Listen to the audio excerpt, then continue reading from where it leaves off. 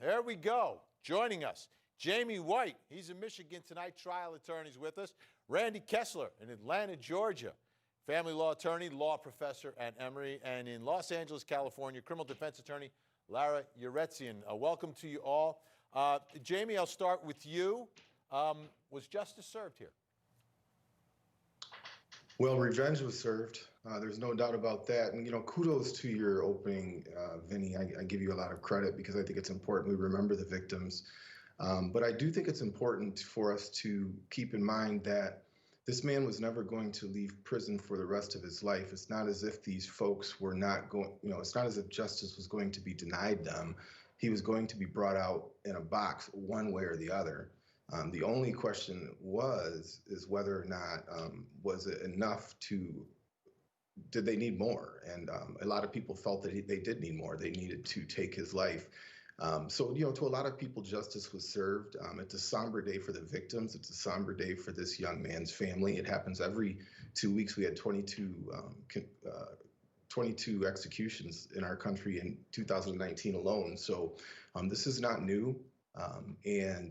I think that there's going to continue to be a disagreement in this country about whether or not this is an appropriate way for a civilized society to met out justice. And I respect it.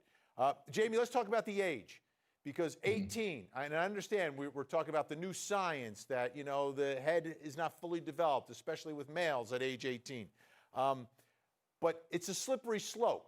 I see it as a slippery slope, especially doing what I do. Because last night on this program, somebody was making the argument that he's only 18. He shouldn't get life without parole. Not this defendant, but a different defendant in a different horrific murder, right? Sure. So to me, what happens is you argue against the death penalty for someone who's 18.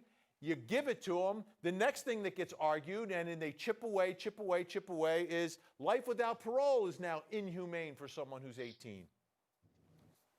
Well, if that's where the slippery slope goes, that's where it goes, Vinny. We have for, thousands of years, there was a point in time when, if somebody had a mental condition, they would cut out a piece of their skull.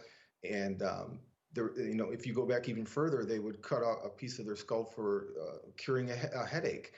So we've seen science progress, and the idea, and I know the Seventh Circuit in this particular case rejected the idea that, or at least they commented to the extent that we're not going to just reverse every single finding we have because the medical folks come up with a different explanation for behavior.